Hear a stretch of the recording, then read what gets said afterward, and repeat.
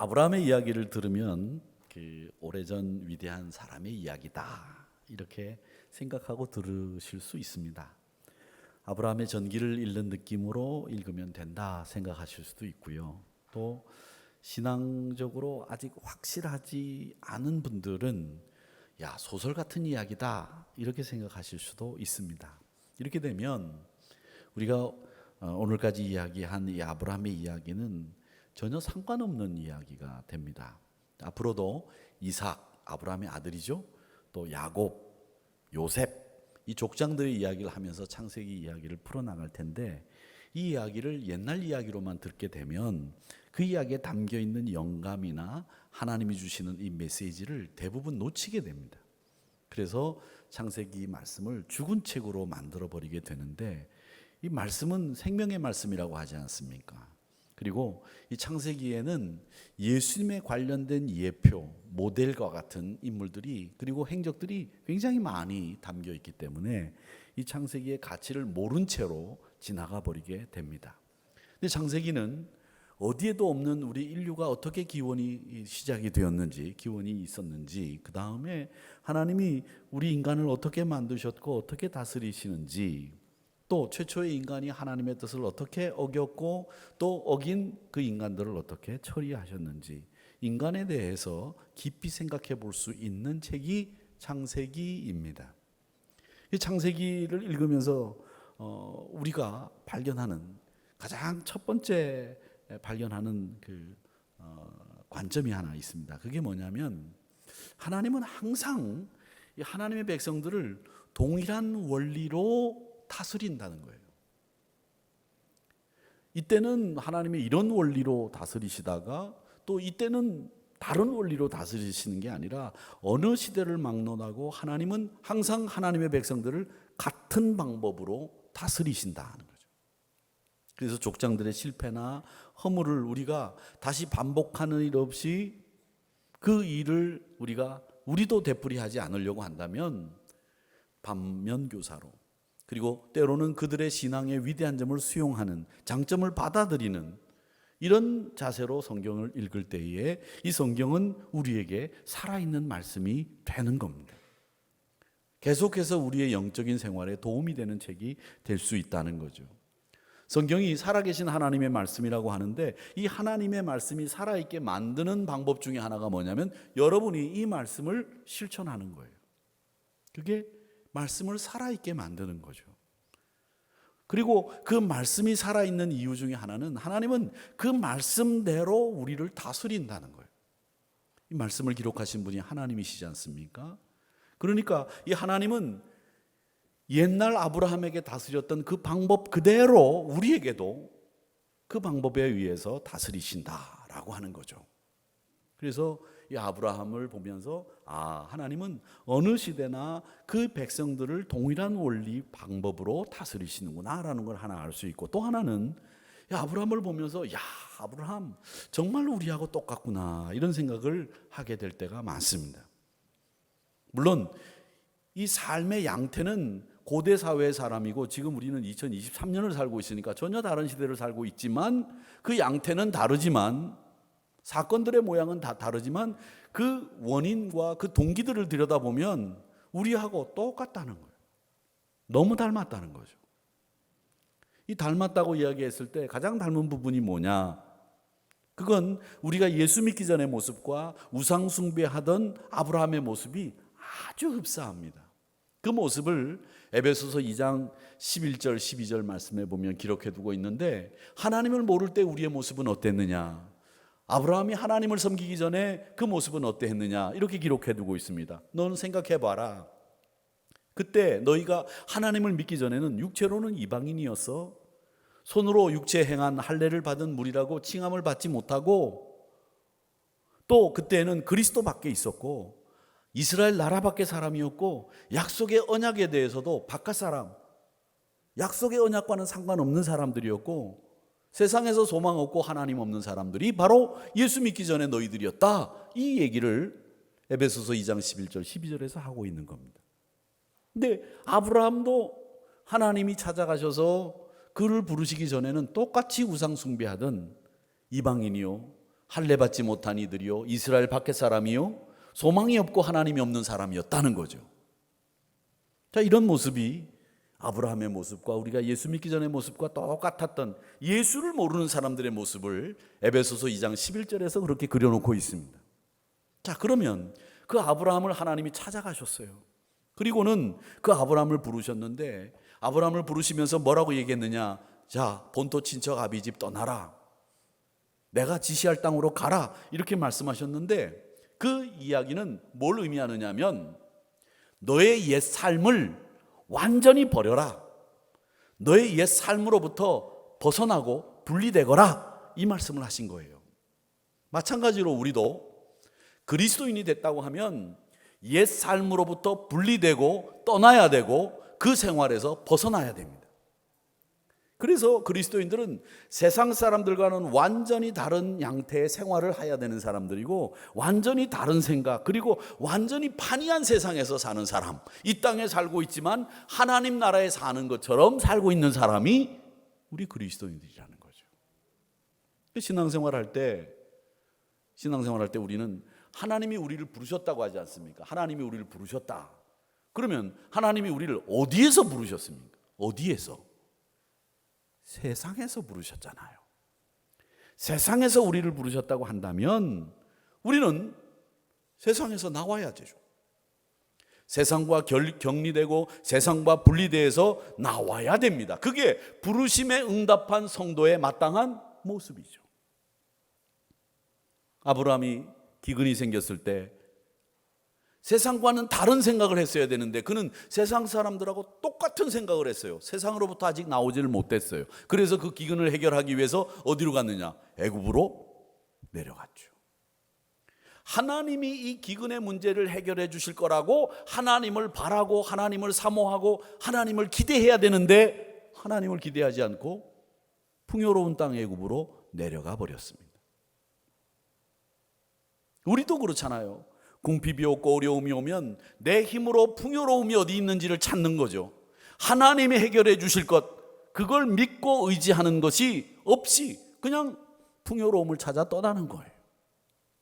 여러분, 만약에 여러분의 힘으로 해결할 수 있는 것이라고 생각하면 문제는 점점 더 수렁으로 빠져들어가게 됩니다. 아들을 주시겠다고 약속했을 때 참고 기다리지 못하고 아브라함은 자기 방식대로 자기 힘으로 하나님의 뜻을 실현해 보겠다고 하는 그 일을 거행하면서 하갈을 방으로 끌어들였잖아요. 그 결과로 가정에 갈등이 생기고 민족의 분열이 생기고 지금까지 중근동의 긴장이 계속되는 이유가 뭐냐? 인간의 방법으로 하나님의 뜻을 실현해 보겠다고 하는 그 아브라함의 생각 때문에 그런 일들이 일어났다는 거죠. 자, 이런 아브라함의 행동들을 보면서 하나님이 이 아브라함을 어떻게 처리하셨는지를 한번 보세요. 하나님이 우리에게도 동일한 방법으로 처리를 하실 텐데 아브라함을 처리하신 방법을 보시면 아브라함이 완벽하게 순종하지 못하시는 모습을 보고 하나님이 아브라함을 치셨느냐, 징계하셨느냐, 노하셨느냐? 아닙니다. 하나님은 노하시거나 징계하지 않으시고 아브라함이 제대로 될 때까지 참고 기다리셨어요. 참고 기다리셨어요. 그러니까 우리에게도 하나님이 지금 참고 기다리고 계신 거예요. 하나님이 우리를 모른 채 하는 것도 아니고 방치하는 것도 아니고 그냥 내버려 두는 게 아닙니다. 참고 지금 기다려 주시는 거예요. 왜냐? 하나님은 미쁘신 분이기 때문에 그러합니다. 디모데후서 2장 13절 말씀에 보면 우리는 미쁨이 없을지라도 우리는 신뢰할 만하지도 않아. 우리는 기쁨도 없어. 우리는 뭐 별 수 없어. 그런데 우리 하나님은, 우리 주님은 항상 미쁘셔요. 신실하시고 또 우리 하나님은 항상 믿을만 하고 항상 변함이 없으시고 항상 우리를 위해서 기도하시고 은혜 베푸시는 하나님, 이걸 우리 하나님은, 우리 주님은 부인하실 수 없다고 하는 거예요. 우리 하나님은 항상 미쁘시기 때문에 그 미쁘신 모습을 그대로 우리에게 보여주신다, 이렇게 말씀하셨거든요. 우리가 약속을 지키지 않고 우리가 불순종한다고 하더라도 하나님은 아브라함을 버리지 않으시고 아브라함을 잊지 않으셨고 결국 아브라함을 하나님께서 승리자로 만들어 주셨던 것, 그 동일한 원칙과 방법대로 우리에게도 그렇게 이끌어 주신다는 거예요. 그 징표가 예수님이시고, 그래서 우리는 아브라함을 믿음의 아버지, 우리의 아버지라고 부를 수 있는 겁니다. 또 하나, 아브라함이 이삭을 바치라고 한 때를 생각해 봅시다. 우리가 지난 부흥회 때도 이 22장을 가지고 부흥 강사 목사님이 이 아브라함이 이삭을 바치는 그 과정에 대해서 자세하게 설명을 해 주셨고, 여러분들이 신앙생활 하면서 이 창세기 22장에 나오는 아브라함이 이삭을 모리아산에서 바치는 이야기는 정말 많이 들으셨을 겁니다. 그런데 오늘은 우리가 지금까지 들었던 이야기와는 달리 이 명령이 떨어졌던 때를 한번 생각해 보자는 겁니다. 또 이 사건이 우리와 무슨 상관이 있나? 지금 우리 하나님이 우리에게 아들을 바쳐라, 딸을 바쳐라 이렇게 말씀하시는 건가? 이렇게 생각하실 수 있겠죠. 근데 제가 어릴 때는 신앙생활할 때 목사님들이 설교할 때 참 많이 그런 얘기를 하셨어요. 여러분, 첫 열매는 하나님의 것입니다. 그러면서 말씀하시기를 큰아들은 하나님의 것입니다. 큰아들 바치라고 말이죠. 그런 설교 때문에 그러셨는지 저희 할머니와 저희 아버님은 목사님이 신방을 오시면 예배가 끝나고 난 뒤에 다과상을 내놓고 이제 이렇게 얘기하시는데, 이제 목사님이 얘기하시잖아요. 덕담을 하십니다. 아유, 뭐 별일 없으십니까? 뭐 가정은 편안합니까? 쭉 이렇게 얘기하는데, 거기서 갑자기 뜬금없이 맥락 없이 그 이야기와는 전혀 상관없이 아버님이나 할머니가 꼭 그런 얘기를 하는 거예요. 우리 큰아들 윤창용이는 목사가 될 겁니다. 내가 언제 된다고 했나? 왜 갑자기 뜬금없이 이 이야기의 맥락도 안 맞는 그 이야기를 하시냐는 거예요. 왜 그런 얘기를 하셔가지고 제가 이 자리에 있게 만드셨단 말이에요. 말도 잘 안 되네. 그러니까 그 부모님의 자식에 대한 이 말 한마디가 무척 중요해요. 그 말 한마디가 그 자녀의 인생을 완전히 바꿔버리는 거예요. 그러니까 제가 자녀를 위해서 여러분 축복하세요, 축복하세요 하는 이유가 거기 있습니다.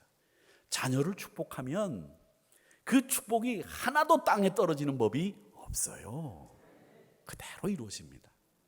자, 그렇게 아들을 바치라고 예전 목사님들은 말씀을 많이 하셨는데, 지금은 목사님들이 설교하면서 자식을 바쳐라 이런 설교 잘 안 하세요. 여러분, 바칠 수 있으시면 바치세요.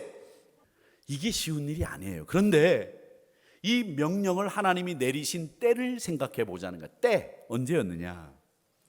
이 가혹한 명령, 자식을 죽이라고 하는 이 명령이 내려진 때가 아브라함이 갈대아 우르를 떠날 때였습니까? 아니면 하란에서 그 명령을 지키지 못하고 지체하고 있을 때였습니까?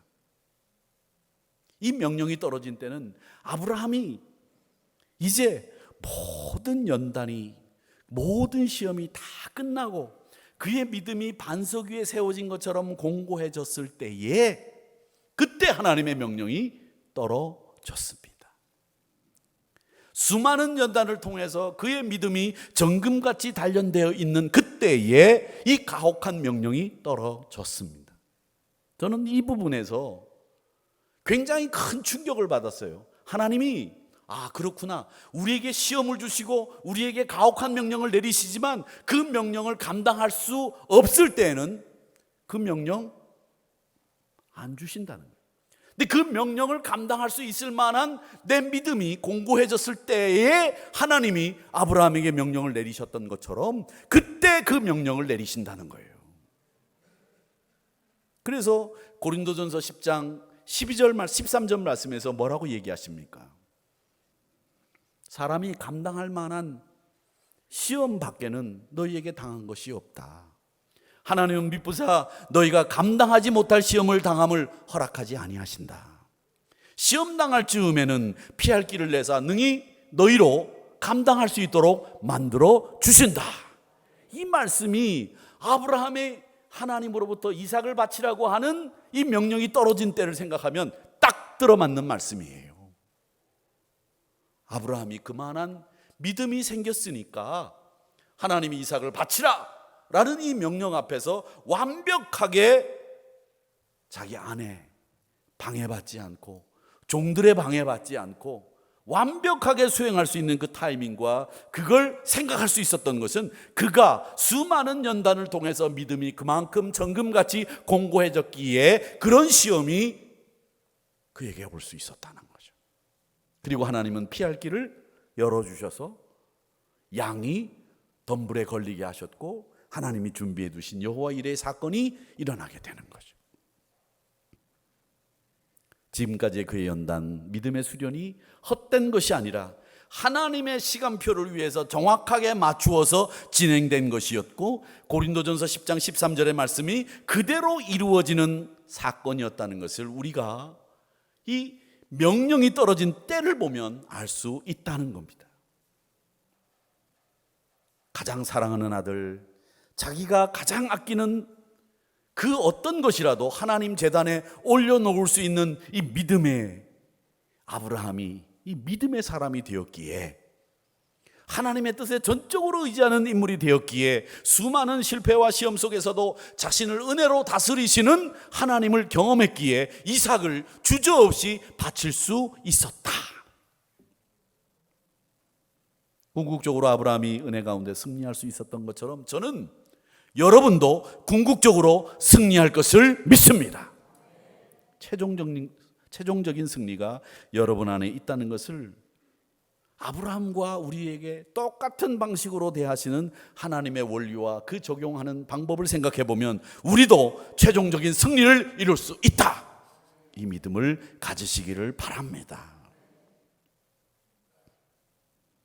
근데 우리는요, 이 아브라함을 또 보면서 한 가지 생각하는 것은 뭐냐면 이 아브라함이 믿음의 굳건함도 있었지만 인내 시험, 그 다음에 수많은 연단을 통해서 이 믿음이 굳어지고 단단해진 것은 분명하지만 많은 실패 가운데 이루어졌다는 것을 우리가 보게 되는데 그 실패 속에서도 아브라함이 변함없이 끝까지 하나 지킨 게 있어요.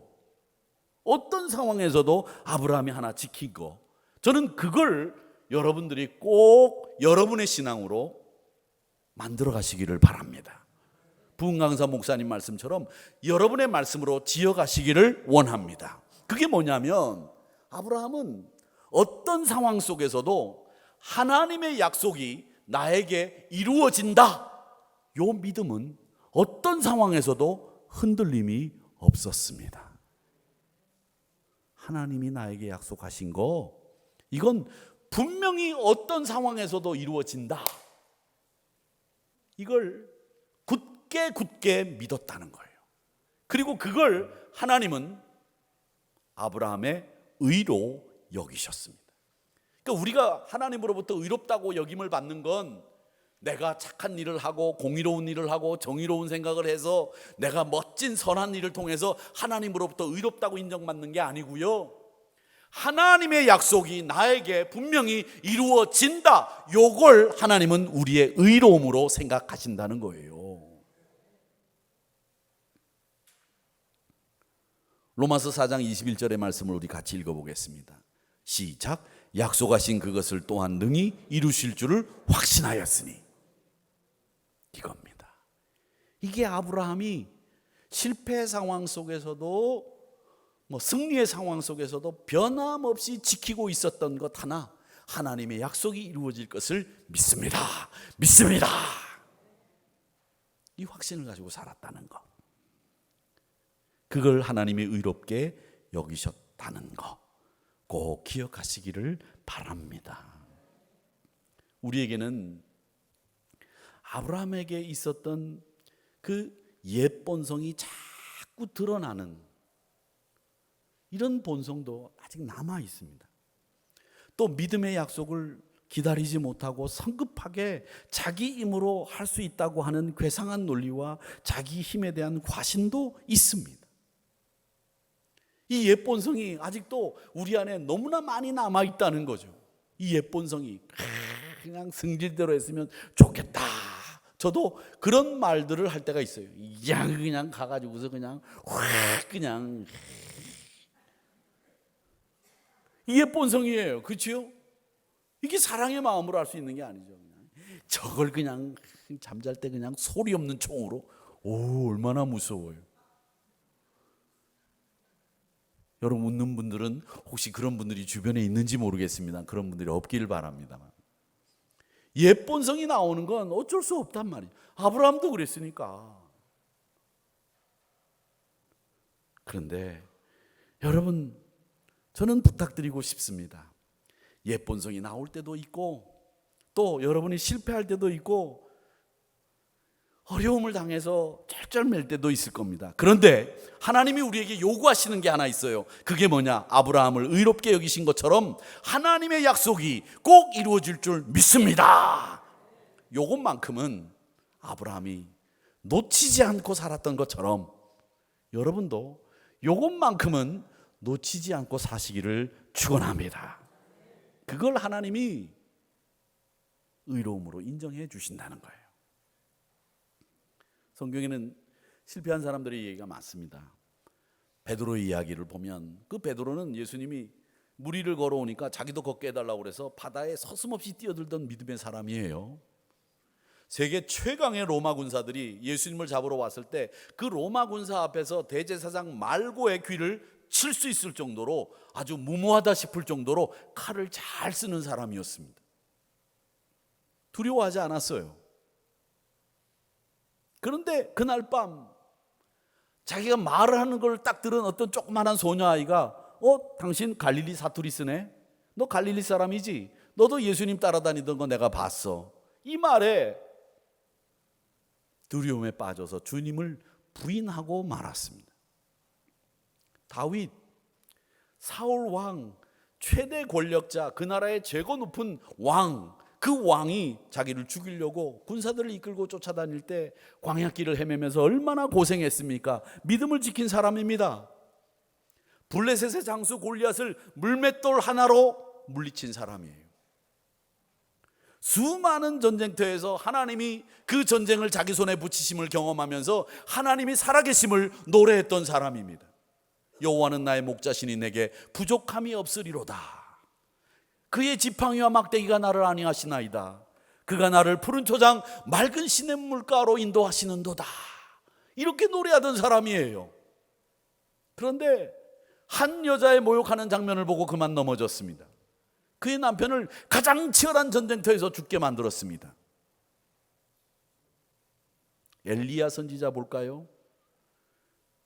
그는 850명의 바알 아세라 선지자들과 싸움을 벌여서 하나님이 살아계심을 보여준 이스라엘의 가장 위대한 선지자였어요. 그가 850명의 아세라 바알 선지자를 죽이고 난 뒤에 백성들의 연호와 지지가 하늘을 찌를 듯 엘리야를 연호했을 겁니다. 그런데 왕후 이세벨이 누구라고?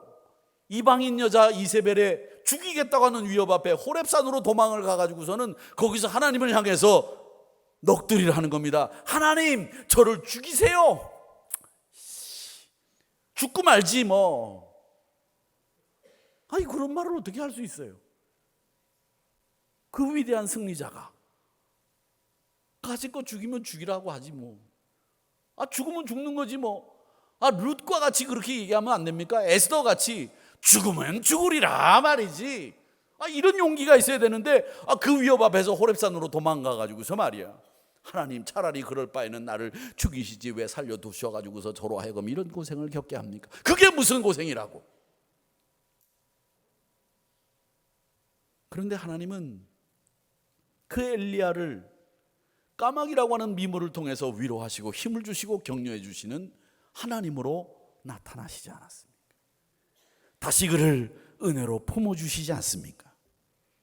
다윗 왕에게는 나단이라고 하는 선지자를 통해서 네가 얼마나 잘못됐는지, 네가 어떤 사람인지를 지적하시면서 새로운 하나님의 나라를 이끄는 왕으로서 지혜와 명철이 뛰어난 성군으로 살아갈 수 있도록 만들어주시지 않습니까? 그 작은 소자 앞에서 갈릴리 사투리 썼다가 들통난, 그것 때문에 두려워하던 베드로에게 새벽 미명에 디베랴 바닷가에 나타나신 예수님이 내 양을 먹이라고 말씀하시면서 베드로에게 새로운 사명을 주시는 모습을 보시지 않습니까? 아브라함에게도 마찬가지입니다. 이렇게 실패와 어려움 속에서도 하나님은 은혜로 그들을 찾아가셔서 다시 용기를 주시고 격려를 더하시고 세우시는 모습을 우리는 보는 겁니다. 우리는 신앙의 멋진 결과물들을 여러분 가지고 있습니다. 여러분들이 오늘날까지 신앙생활을 해오시면서 여기까지 오신 것은 여러분 마음속에 여러분 어떤 모양이든지 신앙의 결과물들을 가지고 계신 겁니다. 꽤 많은 신앙의 전적들도 쌓으셨을 거예요. 영적인 전투에서 나는 이렇게 이겼다. 자부심도 있고요. 그런데 이런 우리들도 별것 아닌 것, 사실은 가까운 사람들 앞에서 무너지고 불신앙의 모습을 보일 때가 너무 많다는 거예요. 언쟁을 하기도 하고 성실한 모습을 보여야 되는데 신앙이라고 하는 것이 무색할 정도로 태만하고 하나님이 기뻐하시지 않는 언어 태도로 하나님을 실망시켜 드렸던 적이 있었다는 거죠. 또 때로는 지탄을 받을 수 있는 일들도 했다는 거죠. 그런데 하나님은 엘리야에게, 베드로에게, 다윗에게 그러하셨던 것처럼 변함없는 모습으로 우리를 찾아오셔서 하나님은 다시 세우시고 격려하시면서 내 양을 먹여라. 그리고 까마귀를 통해서 힘을 주시면서 나단 선지자를 통해서 책망이지만 바로 갈 수 있는 길을 알려주시면서 철저하게 하나님께로 리턴할 수 있도록 만들어 주셨습니다.